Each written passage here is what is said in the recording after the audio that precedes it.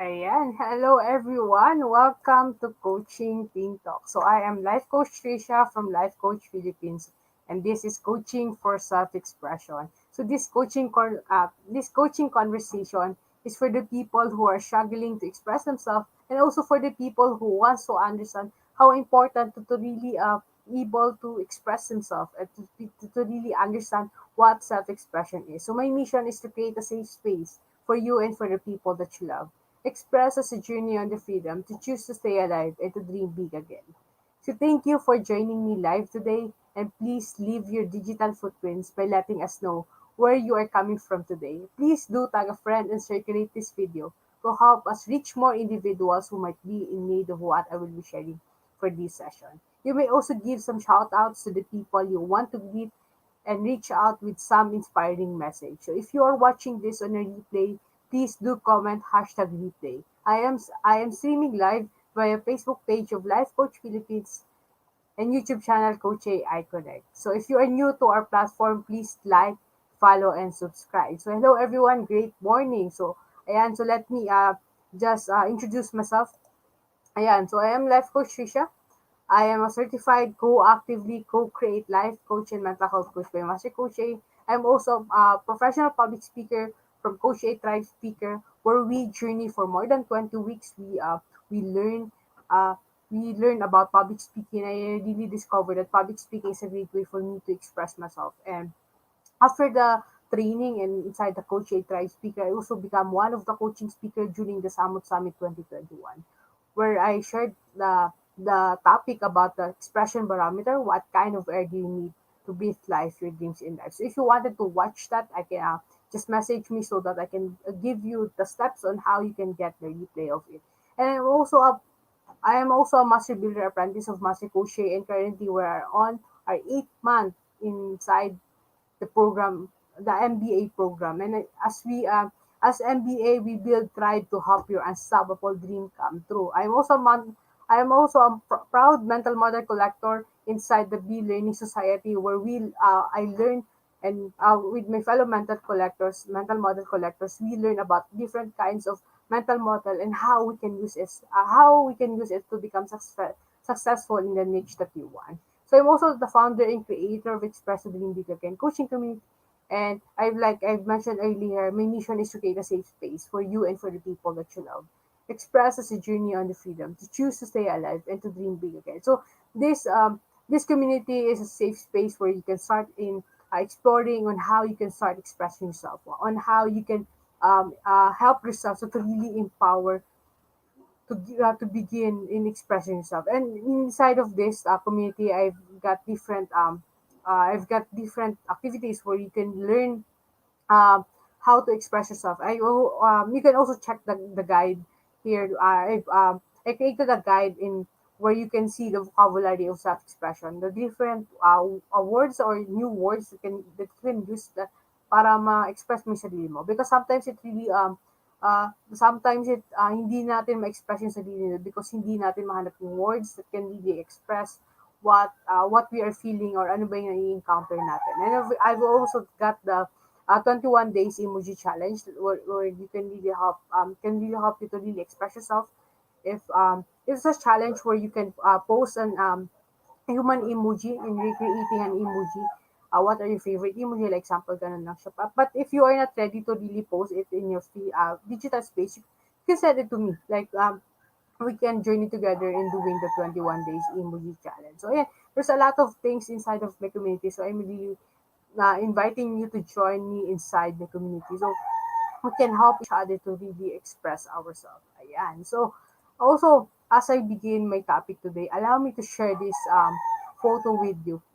One of my way to really express myself is to really share the photo and to express myself, the story behind of it. So ayan, good morning Coach Sean, maring na aga Coach Sean, thank you for joining me today. And we've got also Lizzie. Hello Lizzie, thank you for joining me today. Ayan, so let me share this photo with you. So this photo is way back when I was a first year high school, where I get the I begin not expressing myself because on how the people treat me because of my physical appearance. Like sobrang taba ko noon. Like kapag sasabihan ako dati na mataba ako noon, parang sa harap nila wala lang, pero deep inside sobrang sakit din siya. Like, because there's a lot of opportunity that I really want to try, a lot of competition that I really want to join, but because of my physical appearance, the opportunity wasn't given to me. So hindi nabigay yung opportunity na yun para sa akin. But despite of all of those things that happened, ano siya, I also become a student leader. I didn't allow those feedback to really drag me down, but it really helped me to keep pursuing what are the things that I can do, what are the space that I can enter without the judgment of the people.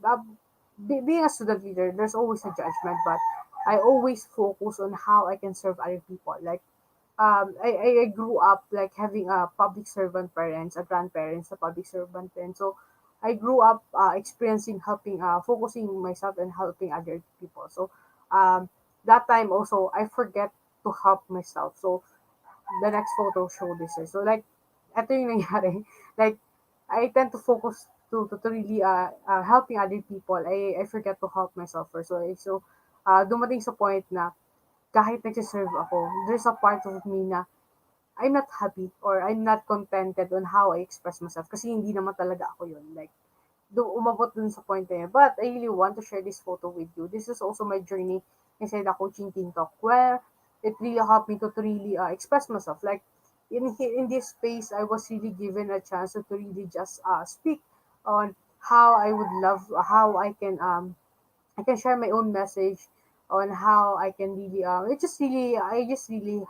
love how I transform in this doing the coaching thing talk, like serving other people and doing a live. Like, dati nagsisimula ako, one of the things na pinaka-concern ko is yung boses ko, paano ako lalabas sa camera, like parang hindi ako makatingin sa camera nun. But right now, I, I, I love how I become, like, paunti-unti siya, and I love how I can really help other people to really keep expressing themselves.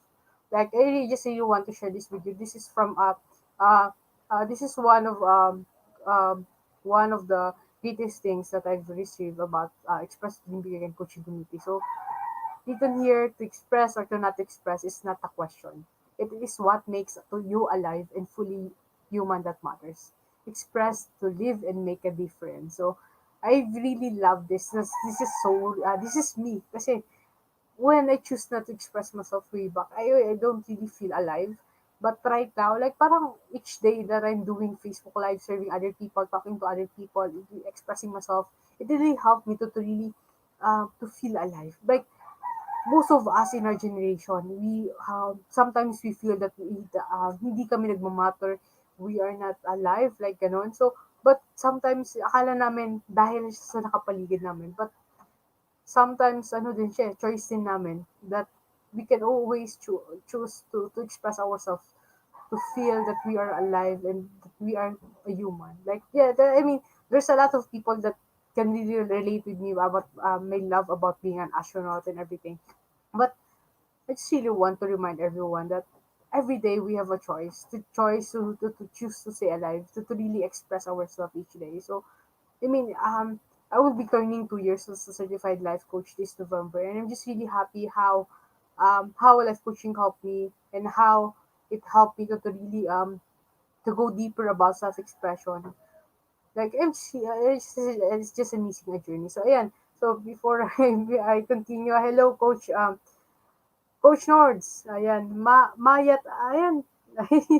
Yung interview lang ng good morning sa Benguet. So, hello, Coach Nords, hindi ko ma-pronounce masyado. So, ayan, thank you for joining me po today. Hello, Coach Rizal, and hello, Coach Marife.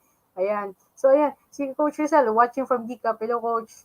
So, hopefully, before mag-end yung year, makavisit po ako. And Coach Marife is watching from Tacloban. Hello, Coach. Good morning po. Ayan, sabi ni Coach Nords, yes, we are humans. Yes po, Coach. And as I express myself more each day, each hour that passes by, it really helped me to really feel that I am alive. So, just really want to share just really want to share this story with you today because this is me this is me journeying in self-expression. But I am not journeying alone. I'm journeying with my fellow coaches inside the Life Coach Philippines and my fellow MBAs especially. We've got also Master Coach A. it really helps me to keep pursuing my dreams. Like I never thought that na kakayanin ko. Like I started with just a promise of 6 months that I am staying alive, but right now it is my 23rd month in being alive. So ang layo na, like sobrang layo na. So if you are someone who are struggling to really express themselves, I invite you to join us every day in our coaching Ting Talk. So there's a lot of topic to know more about it. So yeah. Ayan, and you can also connect with me to my page that is Life Coach Tricia, or you can also join my community that is Express Dream Big Again Coaching Community, or you can also visit the page of Decaf Copper Republic, or you can also visit the shop of Decaf Copper Republic. So yeah. And as I begin, I really want you to share your pack my bag moment. These are the things that you are able to really connect with, or ito yung the things that you are able to learn with, and you're ready to share this in your digital space. And as you express this in your digital space, you're also helping another person to express themselves. So ayan. So don't forget to write the hashtag back my bag moment and hashtag coaching ping talk. So ayan. So ayan. So as we begin today, I really love asking this question. How do you feel today? What specific emotion do you feel? So this is one of my favorite topic actually about self-expression because it really helped me to recognize what emotion I'm feeling. So today I am feeling empowered and I'm feeling happy and excited because before my coaching team talk, I was able to do my first episode of self-expression 101 in my Facebook page, and ngayon naman the coaching team talk. Tapos mamayang 12 I've got the brewing live in the Copper Republic. Tapos later tonight, I'll be sharing another episode of Mental Models in my Facebook timeline. So, this is just really great that I'm able to really express myself, share the knowledge that I'm learning each day, the things that I'm learning, and the things can really help me to express myself. So, how about you? How do you feel today? So, ayun, sabi ni Coach Giselle, tara na sa Decaf Power Republic. Yes, soon, Coach. Magdadala din ako ng halaman kay Coach Roch. So, ayan. So, the topic for today in this episode, this is my 20th, yeah, this is my 28th episode in Coaching for Self-Expression. And my topic for today is the surprising reason why you cannot express yourself. So, when we talk about self-expression, sometimes pag sinasabi naman natin na na nakakapagsalita naman ako, nakakapag-express ako verbally. So, hindi na kailangan na mag-join. I mean, hindi na kailangan pag-aralin self-expression. But this is one thing that I really want to share with you.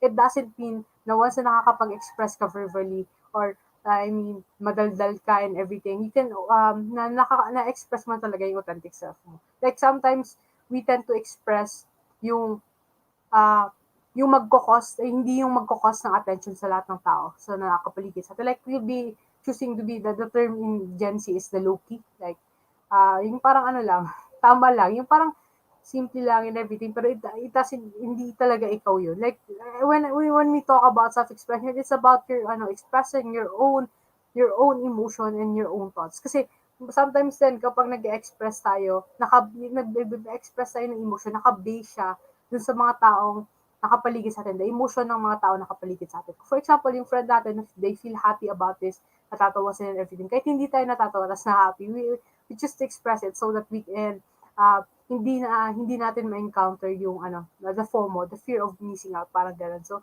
there's a lot of things that we really need to consider in really expressing ourselves, because when we choose to really not to express ourselves, it can really affect our mental health. So that's why I really want to share in every corner ano ba yung self-expression. Like I am sharing this during my workshop, and yeah, today I start to do this on my Facebook page and sharing the self-expression 101, the different ways on how you express yourself, because it really matters that maybe hindi natin, we are not satisfied right now in kung ano yung meron tayo, because hindi talaga natin na-express kung ano ba talaga yung emotion, yung thoughts natin sa mga bagay na ginagawa natin, or hindi natin ma-express kung ano yung mga pangarap na gusto pa natin maabot. So, that's really I wanted to really share this with you, that self-expression is important, and it's really not just to be able to express yourself, but to also protect your mental health. So, ayan. And as of that, let me share this quote with you. So, this is from Chris Jamie. Everyone has their own ways of expression. I believe we all have a lot to say, but finding ways to say is more than half the battle. So, sometimes, masyado na tayong sanay na hindi na i-express ang thoughts natin or emotion. And we find it sobrang struggle kapag we really want to say something. Like kapag magsisimula pa lang tayo express. But it's really important to understand that each one of us have a unique way on how we can express ourselves, on how we choose to express our thoughts, our emotion, and it's okay to be different on how you choose to express yourself because we've got different perspective and we've got different eyes on how we see the world, and it's really important to really allow yourself to really hear from yourself. Give yourself a pat. Like it's okay to really to be different and to really to be able to express yourself. Like it's okay. So everyone has a different way on expressing themselves. Like for example, one of my way to really express myself through coaching Ping Talk is sharing a photo with you. Like sharing a photo with you so that I can express the story of it. Like kahit walang notes and everything, makita ko lang yung isang photo na yon, I can really express the story of it when I allow myself to become vulnerable and to really express my authentic self. And one of my way to really express myself is writing poetry. So I really love writing poetry, but it takes me time to really write one line. Like yun yung talaga. Like I really need to really have a vacation from reflection in writing poetry. But it really helps me to really express ano ba talaga yung um, nafe-feel ko. So we've got different ways in expressing ourselves. But right now, I really want to share with you what are the surprising reason why you cannot express yourself. So the first is you are stuck from your past. So when we talk about you are stuck from your past, we talk about um, minsan may mga gusto tayong sabihin or gusto nating gawin pero inisip natin, baka mangyari ulit yung nangyari dati. Like, there's a certain thing lang na nakita mo. Tapos, sasabihin mo, oh, baka mangyari ulit yung dati. So, parang papastop ka. Like, okay, baka mangyari, so hindi ko na siya gagawin. So, yeah, you are afraid that it might happen again. But, what are you afraid of? The things that might happen again or how you will handle the situation. Sometimes, hindi naman talaga tayo natakot na mangyari ulit siya. Natatakot lang tayo on how we will handle the situation. And sometimes we are tend to stuck from your past that it being stuck in our past really hinder us in expressing ourselves because you keep picturing yourself the same situation where you cannot release your thoughts. But how does it help you in your present situation? Kapag hindi mo na-release yung thoughts or the emotions that you have, paano kanya natutulungan in your present situation? So, ayun. And, ayan. So, one of the reason kung bakit you are stuck from the past because you tend not to forgive yourself. Like, before life coaching, I really thought that forgiveness is something that you give for someone and not for yourself. Like, ganun siya. Like, you will forgive someone, pero hindi ko, siguro alam ko, pero hindi siya na-recognize ang brain ko dati na I need to forgive myself in order to really move forward in the present state. Like hindi ko like I really encountered this in my journey that this is a really great part of my journey that to be able to forgive myself. Forgive myself dun sa mga words na hindi ko na-express, dun sa mga actions na hindi ko nagawa because I'm scared to do it. And yeah, forgiveness is one of the important things that I've learned in my journey in self-expression, in journey in being a human being. So, ayan. So, this is the first reason, surprising reason why you cannot express yourself. And the second is controlling your emotion. So, you keep wearing a mask in front of everyone. Like, ito yung, like I've mentioned earlier, ito yung, kung ano yung nafe-feel ng friend mo, yun na din yung nafe-feel mo. So that it cannot cost you a lot of attention. Like, for example, your friend really, nanonood kayo ng horror movie. Tapos, hindi ka naman talaga takot, pero narinig mo sa sumisigaw. And natatakot. So, you pretend to be scared also, to be able to be to flow with them, like something ganun. So, but let me ask you this question. So, you keep wearing a mask in front of everyone, but who do you wear that mask for? Is that really for everyone in your space or it is for you? And the next is you don't want to become someone's disappointment. So, you keep controlling your emotions. You keep on not expressing it because You thought that when you're able to express it, someone will get disappointed. Like, kapag ayaw mo yung isang bagay, you tend to really think na kapag na-feel ko to, kapag nalungkot ako, ayaw ko isang bagay na binigay niya, you become someone's disappointment. But who exactly you don't want to disappoint? Ito ba yung taong nakapaligid sa'yo? Or you just don't want to disappoint yourself? Third is, you believe that you are not entitled to express yourself. But what will happen if you believe that you are entitled to express yourself? Like, most of the time, um, we think that we don't deserve the time, the space that the certain person giving us to us.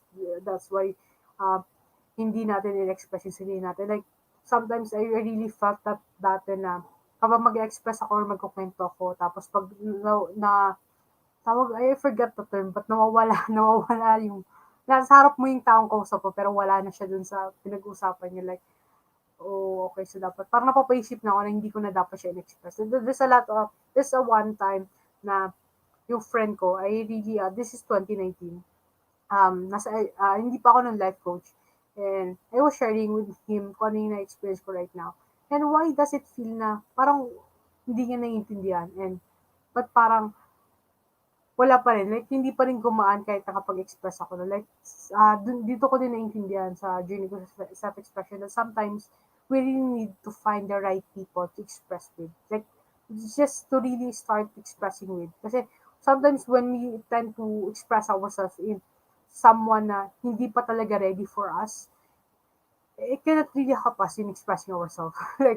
Ano pa siya, it's okay. It's okay to keep trying to find that someone, but it's really important to find the right person to start expressing with. Like, yun, like, for example, for me sa class, I become part of the upskills in December 2019. But ever since, hindi ako nag-chat. I never chatted in our group chat in upskills. Nag-chat lang ako noon when um, when I become a I able to join the coaching club. Like, dun talaga yung the moment, kasi I know that it really helped me, the journey in me right now in self-expression. I discovered the self-expression in coaching club. Like, nasa journey din talaga siya. Like, hindi siya kaagad-agad mangyayari sa'yo, but when you trusted the process and you give yourself enough time to really express yourself, you can see the result of it. Like, right now, I'm able to speak and share this with you all. So ayan siya. So then the third reason, surprising reason why you cannot express yourself is you are afraid of rejection and disapproval. So hello Coach Tin, thank you for joining me this morning po. So ayan, so it's one of the reason, it's one, maybe hindi mo siya na-recognize dati, but one of the reason why you can, maybe one of the reason why you cannot express yourself is because you are fear of rejection or disapproval. You're afraid that people that would not like you. But how would you know if they would like you if you have never been yourself? Like, paano mo ba malalaman na magugustuhan ka ng tao na kapaligid sa'yo na hindi mo pa nagawa na maging ikaw talaga? Paano mo siya malalaman? Like, we keep on assuming things. We keep on assuming things na ito yung feel nila. But the fact is, yung ano nun is, hindi naman tayo sila. Like, paano natin masasabi na hindi tayo gusto ng isang tao na hindi naman tayo sila? Like, we don't have their we've got different mindset. Ayan, isa sa mga natutunan ko in learning mental models that we've got different perspective and mindset on how we see things. And it really helps me to understand na this is my way in expressing myself. And baka yung taong nakapag-expressan ko, hindi niya abot na ito yung way ng pag-express ko ng sarili ko. But, yeah, yun yung mga naiintindihan ko ngayon sa journey ko. So it's really important that as you express yourself, you also, that you understand yourself. Because when you understand yourself, you are also giving the people in your space a chance to understand you. And you are fear of rejection and disapproval because you are afraid to be alone. But hindi mo napansin. And in isolating yourself, your true self from everyone else. You've been alone for too long. Like, let me ask you this question. How long will you isolate your true self from everyone else? Like, you are always afraid to be alone, but hindi mo na-realize na in not expressing yourself, in isolating your true self, matagal ka nang mag-isa. Like, like, masakit siya. Like, kapag, kapag, iba kasi kapag sinusulat ko, na-recognize na siya brain, pero kapag sinasabi mo verbally pa, ina-express mo pa verbally, there's a pain pa rin dun. So, yeah, so, ayan. So, the next is acceptance. So, you're, one of the reason kung bakit you're afraid of rejection and disapproval because acceptance. Like, you tend to keep on focusing on how other people will accept you. But you forget to accept your first self. You forget about embracing yourself first. And yeah, so the next reason, the fourth reason why, the fourth surprising reason why you cannot express yourself is the martyrdom. Like, ito yung sinasabi natin na kapag tinatanong kang, okay ka lang ba? Sagutin mo naman. Kahit hindi ka okay, sagutin mo, okay lang ako. Or sometimes naman, ito naman yung nangyayari na um, bigla ka na lang mananahimik because there's something, tapos hindi mo ma-express yung emotions and yung nararamdaman mo. Tapos, magtatanong yung friend mo, okay ka lang ba? Ganun ka lang. Tapos kapag hindi ka naman pinansin, magagalit ka kasi you assume na akala mo kapag hindi ka na nag-express, they can get it na there's something wrong, like something ganun. So you keep on assuming instead. So yeah, so you're afraid to admit your emotions. So how will you release your emotion and thoughts when you keep denying it?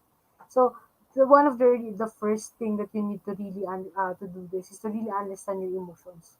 And when you understand your emotion, you will really to really express it in the present time. And the next is you believe that others should know how you feel and what you need. So, but how will other people understand the things that you are also confused about it with yourself? Like, paano nila maiintindihan din if on the first place you cannot understand yourself? So, they just really wanted to invite you to really keep learning what are the different ways that you can really express yourself. And to really, it's not just for yourself. Like, yeah, first it's for yourself, but it will really help the people in your space to really understand you when you understand yourself. And you keep thinking about what other people would feel. But how about what you feel? Paano naman yung nararamdaman mo? And when you tend to focus on what other people will feel, you will tend to filter the emotions that you want to feel. Because kapag pinagsama-sama mo yung mga reason why you cannot express yourself, um, you tend to focus on them. You tend to focus on them and forget yourself. Like yun. So that's is uh, the surprising reason why the fourth surprising reason you cannot express yourself. And lastly, the fifth surprising reason why you cannot express yourself is the passive aggressive behavior. So when I'm doing the research in self-expression, I have really encountered this passive aggressive behavior. So passive aggressive behavior are those that involve acting indirectly aggressive rather than directly aggressive. Like uh, kapag galit ka na, bigla ka na lang mananahimik and to really hindi mo ma hindi you cannot directly express with them kung ano talaga yung nafe-feel mo. So you tend to uh, do things indirectly to really para so far you can at least express what you feel. But these are the signs that you are having the passive aggressive behavior. First is you repeatedly making excuses to avoid a certain people. Like there's a time when I'm not feeling okay with my friend, I tend to avoid it. Like ina-avoid ko lang siya. Pero kahit like akala nila normal lang yun sa akin na ina-avoid ko yung friend ko. But this really gumagawa lang talaga ako ng reason. Like especially yung um, kagroup ko yung friend ko na yun sa thesis. So, I keep making excuses para hindi ako makapunta dun sa group project namin. Like, yeah, so I have that passive aggressive behavior and it's one of the reason why I can express myself before. And next is you keep on procrastinating about what you feel, but you never confronted the emotion and the people involved. Yes, lagi nangyayari sa akin. Like, especially when I was a student leader, I keep procrastinating with my friends na ito yung nafe-feel ko sa certain people. But kapag nasa harap ko na siya, nananahimik na lang ako kasi I also avoid conflict. Like, ayoko ng center of attention. And I feel that kapag confront ko to, like, like, there's a feeling na ayokong pinagtitinginan ako. Ayokong may nakatingin sa akin. So, I keep avoiding that. So, ayan. And next is you feel that you cannot express real feelings more openly. So, instead, you find ways to passively channel your emotions. So, yeah, like I mentioned earlier, we tend to find other ways to how we can really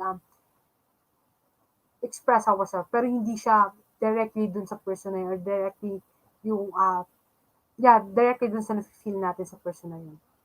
And let me also ask you this question. Do you avoid people with whom you are upset with? Or do you ever stop talking to people when you are angry at them? Do you put off doing things as a way to punish others? And do you sometimes use sarcasm to avoid engaging in meaningful conversation? So maybe if you are you can research more about the passive aggressive behavior, but yeah, so these are the five reasons why I cannot really express myself to you. So I just really want to share with you that maybe one of the reasons why you cannot express yourself is maybe you are stuck on your past, you keep on controlling the emotions that you feel, um, you are afraid of rejection and disapproval, and you are also having this passive aggressive behavior, and lastly you've experiencing the being martyrdom or yung pagiging martyr sa mga nafe-feel natin. So it's really important to understand ano ba yung mga reason kung bakit hindi tayo nakakapag-express so that we can really understand how we can express ourselves today and how much important being really to express ourselves. Like being able to understand this in the beginning of my journey really helps me to understand ano ba yung mga kailangan kong gawin to really able to really express myself. But as I go deeper and I learn more about self-expression, I really understand that there's a lot of reason kung bakit hindi na tayo nakakapag-express ng sarili natin.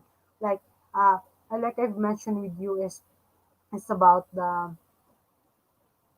like last Friday I able to truly learn about trauma. Like being able to learn about trauma, it's maybe one of the reason kung bakit hindi ka rin nakakapag-express.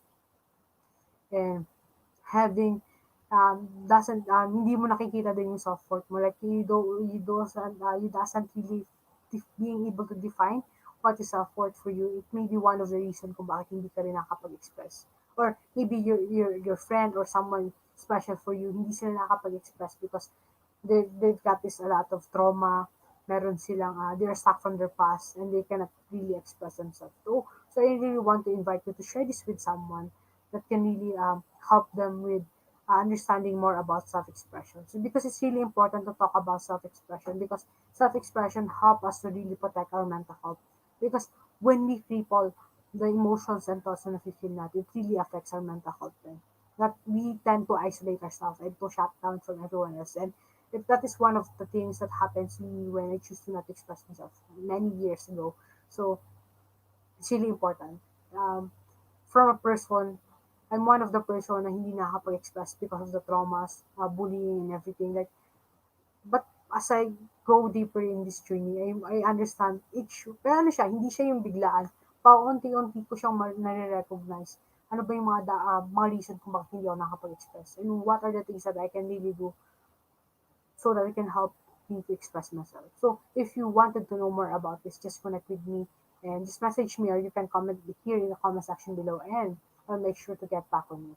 So ayan, so that's it for me today. That the things that I really want to share with you today. And I really want to invite you to really I really want to invite you to join my workshop that is a skyrocket to expression quotient. So this is a workshop for 6 week coaching journey where you are able to learn how to understand yourself better, what are the different ways on how you can express yourself, and what are the roadblocks that's preventing you in expressing yourself and reaching your dreams, and what are also the the things that you can do so that you can discover and plant the seeds of hope in your dreams. And also, you can also understand, you can also learn from this workshop on how you can eliminate the uncertainty in your fear from shifting your planet fear to planet hope, and also learning the mental model on self-expression. So the super adapter mental model. So you are able to learn how your brain works when you are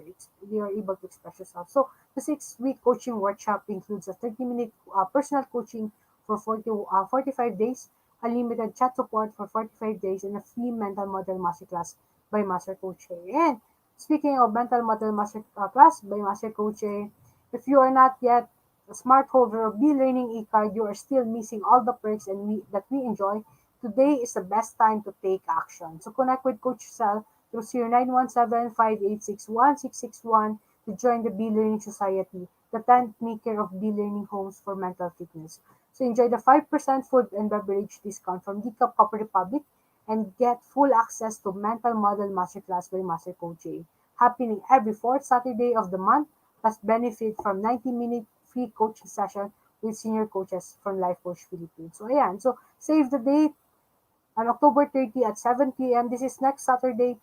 For our next mental model masterclass, as Master Coach will teach about the thought leadership mental model mastery. So learn the thought leadership mental model and discover how to become a 21st century knowledge entrepreneur. For more information and registration assistance, connect with Coach Rizal through 0917-586-1661. So I really want to invite you to join us inside the Be Learning Society as we learn about the different mental models that we can use each day as we choose to express ourselves. And as we choose to really understand ourselves. So I really want to invite you to join us inside the Be Learning Society and become one of my fellow mentor collector that can really empower and really be successful in using mental models. And for the per individuals naman who intend to embark on journey of becoming a certified life coach, Master Coach A offers co-actively co-create life coach certification program.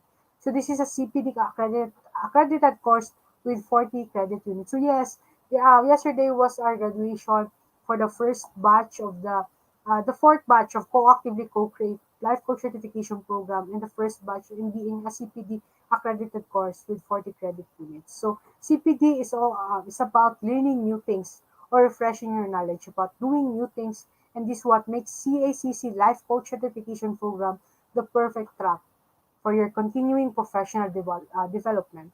Life coaching is a 21st century learning experience that is empowering professionals to enhance their skills in multiple domains and thereby increasing their relevance in an increasingly complex workplace. CACC Core Co-Actively Co-Create course includes a 21-day web-based learning, a 3-day live coaching bootcamp with Master Coach A, and a 3-day live business bootcamp with senior coaching team. This program package also comes with many other bonuses. So connect with Coach yourself to 0917-586-1661 to discover the opportunities waiting for you in this profession. So ayan, so do join us for another coaching conversation later with Coach Al for coaching for educators at 2 p.m. and with Master Coaches Me for coaching for God-centered giving at 4 p.m. So ayan, so every day we do this coaching for King Talk at 10 a.m., 2 p.m., and 4 p.m. So allow me to introduce to you my fellow speakers here in the Coaching Team Talk. So, yeah, so you can see here are the speakers inside the Coaching Team Talk. Ayan. So if you have any questions or you needed help, let me know how I can help you. You can connect with me through my email that is triciacarino@gmail.com, or you can also connect with me through my Facebook that is Tricia Cariño, or you can also message me at 0927-997-3015. So once again, this is Coach Tricia from Life Coach Philippines for Coaching Team Talk. Coaches like us think and talk like this. This is us in the Philippines. Love, bomb, boom.